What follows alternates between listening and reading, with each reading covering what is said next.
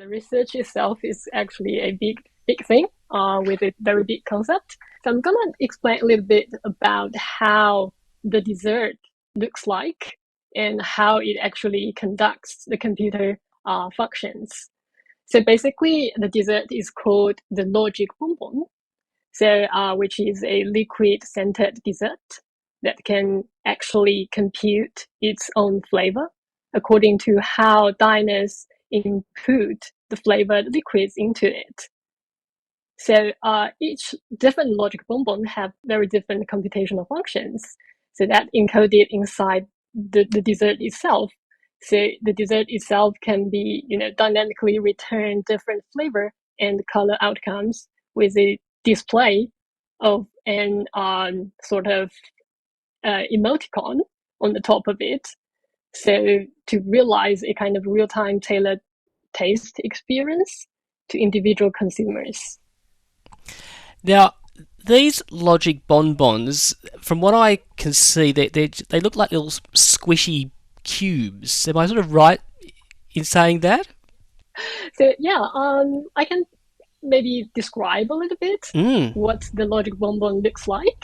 So basically, like yes, that's correct. It looks like a kind of cubic, um, sort of jelly dessert, and the logic bonbon actually has a multi-layered structure with some like hollow channels that can regulate the liquids flow inside. So the logic bonbon actually can be connected with some external flavor reservoirs with different flavors, so that the diners can actually squeeze the flavor reservoir as an input into the logic bonbon. So based on the different computational functions, diners can actually have a diversity of flavor outcomes. To me, it seems like something from Star Trek, where they go up to the computer. I think it's called a replicator, if I'm not wrong, and they Mm-hmm. put into the machine what they want, and the next thing the Yeah, machine just produces this food. That is it. Sort of yeah, like that a little bit. yeah. I think that's definitely correct. But the interesting thing is that will you won't know what the flavor outcome will be every time you eat with a logic bonbon system. It depends on the timing, the sequence, and maybe the pressure that how you press the flavor input. Then Mm. you will get definitely a very surprising flavor outcomes every time. Now, I'm a big fan of a good old fashioned lemon meringue pie. Mm-hmm. Can I go to the computer and tell it this is what I want, a lemon meringue pie, and then it puts it into this logic bonbon? Is that how it works? So there is a very unique structure, like I just described in a logic bonbon, how we design a logic bonbon. But I think in terms of your case, we can definitely like exclusively design a lemon pie for you with the specific structure that can conduct the computational operations for you. Definitely. And where does the computer, I mean, a part of my ignorance, but where does the computer get the ingredients from to create these different flavours? So uh, the secret is actually embedded in the multi-layered structure. So there is a core layer called the logic gate layer. So the logic gate layer actually has a very different uh, geographical pattern. So it's actually the hollow channels which can regulate the liquids flow inside. So that's the secret part. That how the logic bonbon actually computes its flavor. So with different geometrical pattern, the liquid actually will flow very differently.